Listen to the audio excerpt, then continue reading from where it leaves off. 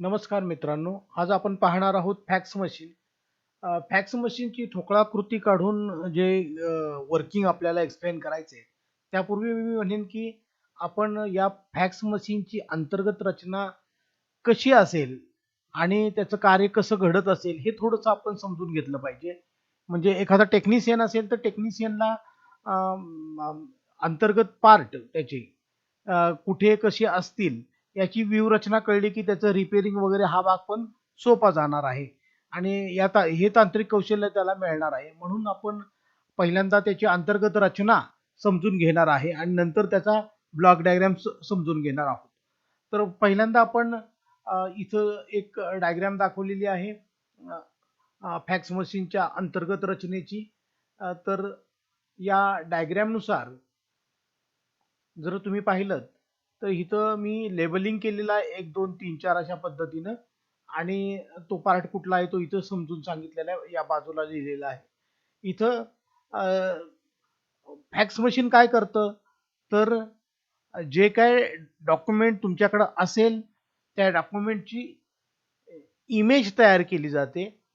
ती इमेजचं इलेक्ट्रिकल सिग्नलमध्ये कन्व्हर्शन होतं आणि तो इलेक्ट्रिकल सिग्नल टेलिफोनच्या वायरमधून लांब अंतरापर्यंत पाठवला जातो. लांब अंतरानंतर गेल्यानंतर तिथं तो इलेक्ट्रिकल सिग्नल पुन्हा इमेजच्या स्वरूपात कन्व्हर्ट केला जातो आणि कागदावर परत प्रिंट केला जातो.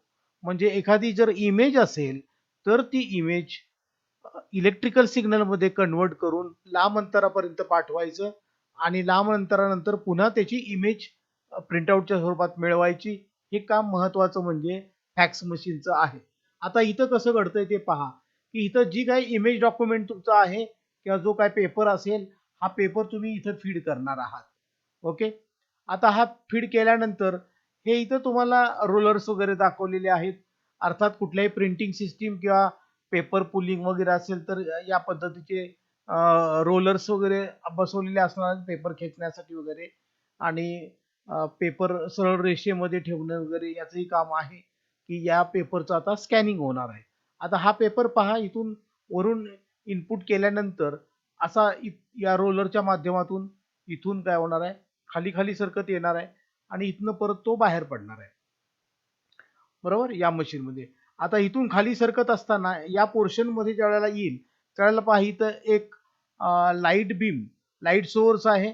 हा लाईट सोर्स या पेपरवर टाकला जातो. आता या पेपरवर ही लाईट सोर्स आल्यानंतर काय घडणार आहे तर ते जे डॉक्युमेंट आहे त्याच्यामध्ये जे रायटिंग केलेलं आहे ते काळ्या आणि पांढऱ्या अक्षरामध्ये असणार आहे. बरोबर म्हणजे काळ्या अक्षरामध्ये असणार आहे आणि त्यामुळे काळा आणि पांढरा असा त्याच्यामध्ये फरक येणार आहे. पेपर व्हाईट असेल आणि अक्षर काळी असतील या स्वरूपात हे रायटिंग झालेलं असणार आहे. आता जेव्हा ही लाईट या पेपरवर पडेल तेव्हा त्या पेपरवरून ती परावर्तित होणार आहे इथं. ओके. आता परावर्तित होत असताना प्रत्येक वेळेला लाईटची तीव्रता समान असेल का तर नाही. कारण ज्या ठिकाणी अक्षराचा काळा भाग आहे त्या ठिकाणी लाईटची तीव्रता कमी होणार आहे आणि जिथं पांढरा भाग आहे पेपरचा तिथून लाईट जास्त प्रमाणात रिफ्लेक्ट होईल म्हणजे तिथं लाईटची तीव्रता जास्त असणार आहे. आता ही लाईट इथं पुढील दुसऱ्या डिव्हाइसवर आलेली आहे आणि या डिव्हाइसला म्हटलंय CCD म्हणजे चार्ज कपल्ड डिव्हाइसेस.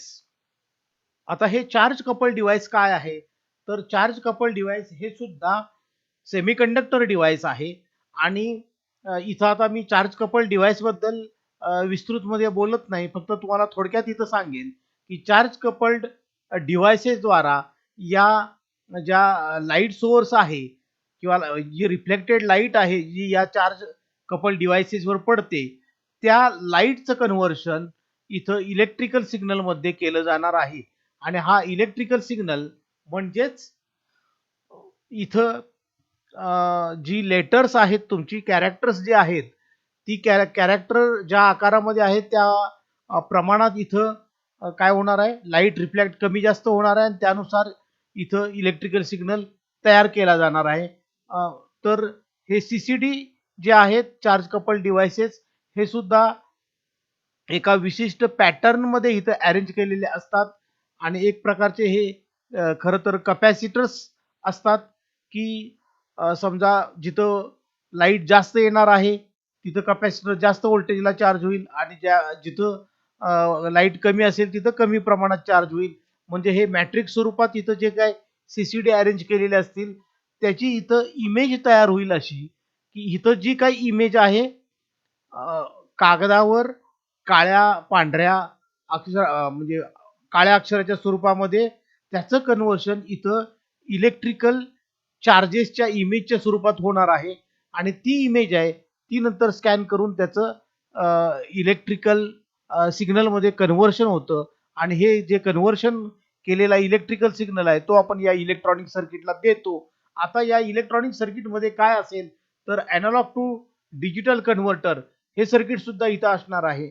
ओके, नंतर काय असणार आहे तर त्याचबरोबर डिजिटलमध्ये कन्व्हर्ट केल्यानंतर या डिजिटल सिग्नलची साईज जर व्हॅल्यूम जर जास्त होत असेल तर तो कॉम्प्रेस करावा लागेल आणि त्यासाठी डेटा कॉम्प्रेसर नावाचं सर्किट सुद्धा यामध्ये असणार आहे.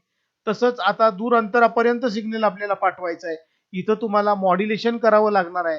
कदाचित पल्स मॉड्युलेशनचा इथं वापर केला जाणार आहे डिजिटल सिग्नल असल्यामुळे आणि त्यामुळं इथं जो अॅनालॉग सिग्नल आलेला आहे आपण त्याचं डिजिटलमध्ये कन्व्हर्शन करणं म्हणजे इथं आपण ए टू डी सर्किट वापरणार आहे, त्याचबरोबर कंप्रेसर वापरणार आहे बरोबर आणि नंतर मॉड्युलेटर वापरणार आहे. तर ही सर्किट सर्वच्या सर्व याच्यामध्ये असतील आणि हे झाल्यानंतर जो काय मॉड्युलेटेड सिग्नल तयार होईल हा सिग्नल या टेलिफोन लाईनवर पाठवला जाणार आहे. आता हा टेलिफोन लाईनवर सिग्नल पाठवल्यानंतर आता आपण समजूया की ही दुसऱ्या मशीनला फॅक्स मशीनला हा सिग्नल जाणार आहे. ओके, म्हणजे दुसऱ्या फॅक्स मशीनचा स्ट्रक्चर सुद्धा सेम असणार आहे. मग मी तुम्हाला सांगतो की या पद्धतीचंच सर्किट किंवा रचना त्या मशीनमध्ये पण असेल. त्यावेळेला याच मशीनमध्ये सिग्नल या टेलिफोन लाईन मधून आत येईल. त्यावेळेला इथं पहिल्यांदा तो इलेक्ट्रॉनिक सर्किटला फेस करेल.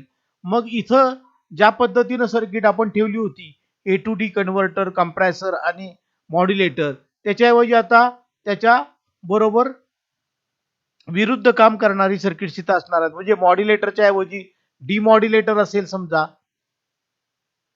ओके, डिमॉड्युलेटर नंतर इथं कंप्रेस केलं होतं तर इथं एक्सपान्शन करणारं सर्किट असेल. ओके, नंतर एक्सपान्शन नंतर इथं तुमचं डिजिटल सिग्नल आहे या डिजिटल सिग्नलचं कन्व्हर्शन तुम्हाला अॅनालॉग मध्ये करावं लागणार आहे म्हणजे डी टू ए कन्व्हर्टर असणार आहे आणि नंतर इथं अॅनालॉग सिग्नल तयार होईल. हा अॅनालॉग सिग्नल या थर्मल प्रिंटरला जाईल आणि थर्मल प्रिंटर काय करेल त्या आलेल्या सिग्नलची प्रिंट कॉपी काढून तुम्हाला देईल. अशा पद्धतीनं फॅक्स मशीन काम करत असतं. आता ज्या वेळेला एखादं डॉक्युमेंट तुम्ही इथं स्कॅन करत असता त्यावेळेला सुद्धा त्या डॉक्युमेंटची तुम्हाला इथं प्रिंट पाहिजे असेल तरी सुद्धा तुम्हाला मिळू शकेल. म्हणजे हे जे स्कॅन झालेलं आहे त्याचा इथं सिग्नल आलेला आहे इलेक्ट्रॉनिक सर्किटनं त्याचा या पद्धतीनं मॉड्युलेटेड सिग्नल इकडे पाठवला असला तरी त्याच वेळेला त्याचा अॅनालॉग सिग्नल इकडे जाऊन त्याची थर्मल प्रिंट सुद्धा इथं तुम्ही काढू शकता. म्हणजे या बाजूनं तुम्हाला प्रिंट काढायची झाली कॉपीची तरी येईल आणि महत्वाचं म्हणजे की दुसऱ्या युनिटला तुम्ही सिग्नल या टेलिफोन लाईन द्वारा पाठवलेला आहे. नंतर पाठवल्यानंतर दुसऱ्या मशीनमध्ये हा सिग्नल आत आल्यानंतर काय घडेल हे पण मी तुम्हाला सांगितलं की याच्या विरुद्ध सर्किट ही सुद्धा सर्किट याच ठिकाणी असणार आहेत. म्हणून एकच लेबल केलेला आहे इलेक्ट्रॉनिक सर्किट. इथं मॉड्युलेशन आणि डिमॉड्युलेशन दोन्ही प्रकारची सर्किट्स इथं बसवलेली असणार आहेत आणि नंतर हा अॅनालॉग सिग्नल पुन्हा या थर्मल प्रिंटरला दिला जाणार आहे आणि त्याची प्रिंट येणार आहे. म्हणजे दूर अंतरावरून आलेला जो मेसेज आहे टेक्स्ट मेसेज ओके सॉरी तर हा जो टेक्स्ट मेसेज आहे तो प्रिंट करून तुम्हाला इथं मिळणार आहे. Actually text in the sense text असेल एखादी इमेज असेल फोटो असला तरी सुद्धा तो त्याचं कन्व्हर्शन डिजिटल सिग्नल मध्ये होऊन तो या टेलिफोन लाईन द्वारे तिथे येणार आहे आणि टेक्स्टच्या ऐवजी पिक्चरच्या स्वरूपात जरी असला तरी त्याची प्रिंट तुम्हाला येणार आहे. ओके, म्हणजे टेक्स्ट मेसेज असू दे नाही तर फोटो मेसेज असू दे तर ते मेसेज इथं आपल्याला फॅक्सद्वारे एकमेकाकडे पाठवता येतात. आता आपण पुढील भाग पाहूया की या फॅक्स मशीनचा ब्लॉक डायग्राम. म्हणजे एखादा इंजिनियर असेल तर त्याला संपूर्ण सर्किटरी कशी असते, काय वर्क होते, हे जर पाहायचं असेल तर ब्लॉक डायग्रामचा अभ्यास करावा लागेल. आणि मला वाटतं टेक्निशियनला याची अंतर्गत रचना कशी असावी हे कळण्यासाठी आपण हा पोर्शन घेतला होता की त्याची अंतर्गत रचना कशी असेल, म्हणजे कन्सेप्ट काय आहे नक्की फॅक्स मशीनची, ती मी तुम्हाला इथं समजावून सांगितलेली आहे. आता आपण पाहूया ब्लॉक डायग्राम. फॅक्स मशीनची अंतर्गत रचना समजावून सांगत असतानाच थोडीशी पुसटशी कल्पना आपल्याला ब्लॉक डायग्राम बद्दल पण आलीच असेल. तर इथं बघा, आपण पहिला जो भाग घेतला होता की ती इमेज स्कॅन केली जाते, बरोबर. तर इथं स्कॅन करण्यासाठी इथं ऑप्टिकल रीडर आहे. ऑप्टिकल रीडर म्हणजे इथं चार्ज कपल डिव्हाइसेस असणार आहेत आणि तो पेपरवरचा जो काही डेटा आहे तो स्कॅन करण्याचं काम इथं हा ऑप्टिकल रीडर करेल. नंतर इथं तुमचा अॅनालॉग सिग्नल तयार होणार आहे. आता हा अॅनालॉग सिग्नल जो आहे त्या अॅनालॉग सिग्नलचं कन्व्हर्शन डिजिटल मध्ये करण्यासाठी इथं ए टू डी कन्व्हर्टर वापरलेला आहे. आता हे ए टू डी कन्व्हर्टर जे आहे ते आपलं डिजिटल मध्ये कन्व्हर्ट करेल. मात्र या डिजिटल सिग्नलची साईज म्हणजे व्हॅल्यू म्हणूया आपण, तर ही फाईल साईज समजा जास्त होत असेल तर त्याला कॉम्प्रेस करावं लागेल. आणि हे कम्प्रेस करण्यासाठी आपण इथं डिजिटल डेटा कम्प्रेसर सर्किटचा वापर केलेला आहे. आणि यानंतर काय केलं जातंय तर हा डिजिटल सिग्नल आहे तो मॉड्युलेट केला जाईल. पल्स विड्थ मॉड्युलेशन वगैरे अशा प्रकारचं टेक्निक इथं वापरलं जाईल. म्हणजे डिजिटल सिग्नलला जे टेक्निक वापरलं जातं तेच टेक्निक इथं वापरलं जाईल. त्यानंतर हा मॉड्युलेटेड सिग्नल जो आहे, किंवा इथं दुसराही भाग सांगितला की FSK मॉड्युलेटेड सिग्नल, FSK टाईपचं सुद्धा मॉड्युलेशन टेक्निक जे आहे तेही वापरलं जाईल. आता इथं हा मॉड्युलेट झालेला जो सिग्नल आहे तो या टेलिफोन लाईन कडून दुसऱ्या युनिटला पाठवला जाईल. म्हणजे एका कस्टमर कडून दुसऱ्या कस्टमरला ही कॉपी पाठवायची, आपल्याला फॅक्स पाठवायचा आहे. तर आता ही इन्फॉर्मेशन आपण आता आपल्या सिग्नलच्या स्वरूपात आलेली आहे आणि हा सिग्नल आता या टेलिफोन लाईन वरून दुसऱ्या कस्टमरच्याकडे निघालेला आहे. ओके. आता पुढचा पोर्शन काय होईल तर दुसऱ्या कस्टमरच्या इथं समान ब्लॉक डायग्राम असेल आणि आता त्याचं रिसिव्हर सेक्शन त्याचं काम करणार आहे. आता हा पोर्शन जो होता वरचा भाग हा ट्रान्समिशन विभाग झाला. या ट्रान्समिशन विभागानं या बाजूचं जे डॉक्युमेंट आहे या डॉक्युमेंटचा इलेक्ट्रिकल स्वरूपामध्ये जो सिग्नल आहे तो या टेलिफोन लाईन वरून दूर अंतरापर्यंत पाठवलेला आहे. आता दूर अंतरावरून हा इलेक्ट्रिकल सिग्नल आल्यानंतर पहिल्यांदा काय करावं लागेल तर त्याचं डिमॉड्युलेशन करावं लागेल. डिमॉड्युलेशन झाल्यानंतर डेटा जो कॉम्प्रेस केला होता आपण इथं, तर आता आपल्याला हा एक्सपांड करावा लागणार आहे. डेटा एक्सपान्शन झाल्यानंतर पुन्हा आपल्याला गरज भासते की हा जर डिजिटल सिग्नल आहे आणि आपलं प्रिंटिंग युनिट जर अॅनालॉग असेल तर आपल्याला या डिजिटल सिग्नलचं कन्व्हर्शन अॅनालॉग मध्ये करून घ्यावं लागेल. आणि अॅनालॉग मध्ये करून घेतल्यानंतर आपला हा जो थर्मल प्रिंटर असेल किंवा कोणताही अॅनालॉग प्रिंटर असेल तर या प्रिंटर सिस्टीमला ते दिलं जाईल. ओके. याच बरोबर या प्रिंटरला जे काय कंट्रोल युनिट लागणार आहे त्याचंही इथं थोडक्यात सर्किट डायग्राम काढलेला आहे की डिमॉड्युलेटर जो आहे त्या डिमॉड्युलेटरनं सिग्नल डिकोड केल्यानंतर म्हणजे डिमॉड्युलेट केल्यानंतर याच्यामध्ये इन्फॉर्मेशन सिग्नल व्यतिरिक्त कंट्रोल सिग्नल सुद्धा पाठवलेले असतात, कंट्रोल पल्सेस पाठवले असतात.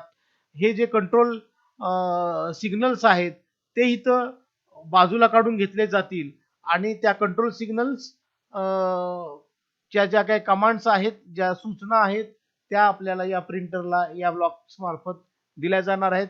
त्याप्रमाणे इथं या प्रिंटर सेक्शन मध्ये जे काय मोटर्स असतील त्याचे सर्किट्स असतील ते कार्य करणार आहेत आणि त्यानुसार पेपरचं फिडिंग होणं, पुढं सरकणं किंवा पेपर कट करणं वगैरे हा जो भाग जो आहे ते सगळं करण्यासाठी इथं कंट्रोल आणि लॉजिक सर्किट तसंच मोटर कंट्रोल सर्किट हे सर्व लागणार आहेत. तसंच जो ऑपरेटर आहे त्याचे जे काही कंट्रोल पॅनेल असणार आहे ते सुद्धा या ठिकाणी अटॅच असणार आहे. ओके. तर अशा पद्धतीनं हा पोर्शन जो आला तो ट्रान्समिशन विभाग हा वरचा आहे, तो हा आला रिसिव्हिंग विभाग आणि हा तुमचा कंट्रोल सेक्शन. अशा पद्धतीनं फॅक्स मशीनचा ब्लॉक डायग्राम आहे आणि याची मी थोडक्यात माहिती तुम्हाला दिलेली आहे. धन्यवाद.